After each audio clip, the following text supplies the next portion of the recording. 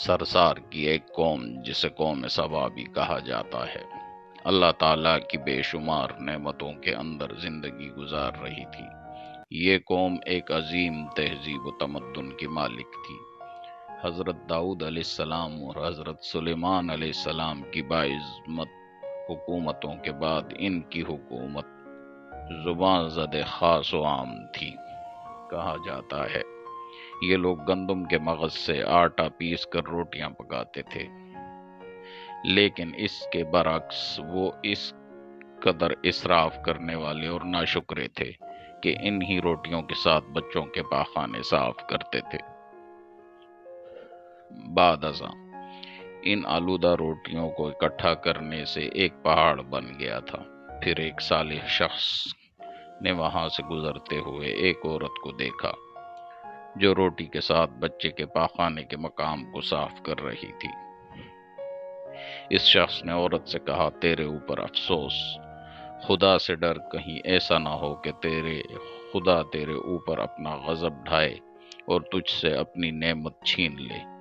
اس عورت نے جواب میں مذاق اڑایا اور مغرورانہ انداز میں کہا، جاؤ جاؤ، گویا کہ مجھے بھوک سے ڈرا رہے ہو۔ جب تک سرساری جاری ہے مجھے بھوک سے کسی قسم کا کوئی خوف نہیں ہے۔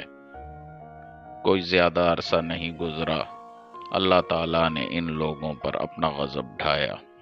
پانی جو کہ زندگی کی ایک بنیادی نعمت ہے، ان لوگوں سے چھین لیا، یہاں تک کہ قحط نازل ہوا۔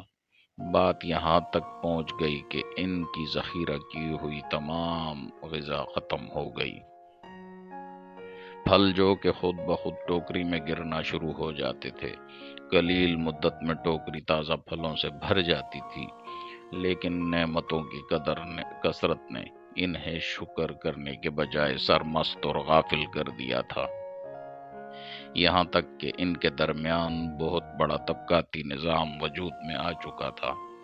ان میں سے صاحب اقتدار لوگوں نے کمزوروں اور ضعیفوں کا خون چوسنا شروع کر رکھا تھا، یہاں تک کہ انہوں نے خدا سے ایک احمقانہ التماس کیا جس کا ذکر سورہ سبا کی آیت نمبر 19 میں ملتا ہے۔ انہوں نے کہا، خدایا ہمارے سفروں کے درمیان فاصلہ زیادہ کر دے۔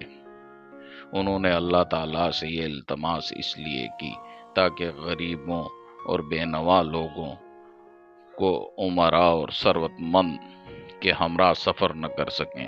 ان کی خواہش یہ تھی کہ آبادیوں کے درمیان خشکی ہو اور فاصلہ بہت زیادہ ہو تاکہ تہ دست اور کم آمدنی والے لوگ ان کی طرح سفر نہ کر سکیں۔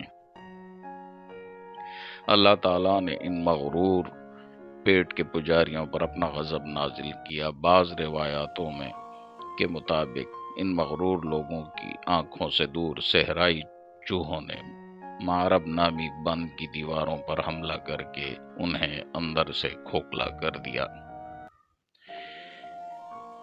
ادھر سے بارشیں زیادہ ہوئیں جس کی وجہ سے سیلاب آ گیا اور اس بند میں پانی بہت زیادہ اکٹھا ہو گیا۔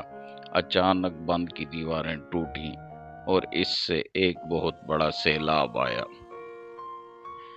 جس میں تمام دیہات، آبادیاں، مال مویشی، باغات، کھیتیاں اور ان کے محلات اور گھر پانی میں غرق ہو کر نابود ہو گئے۔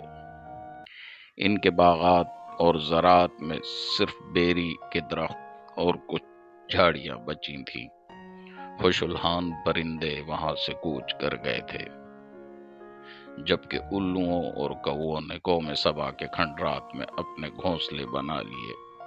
اس بات کا ذکر سورہ سبا کی آیت نمبر 15 اور 16 میں ملتا ہے، اور آخر میں سورہ سبا کی آیت نمبر 17 میں قرآن کریم اس واقعے کا یوں نتیجہ نکالتا ہے، یہ ہم نے ان کی ناشکری کی سزا دی ہے اور ہم ناشکروں کے علاوہ کسی کو سزا نہیں دیتے۔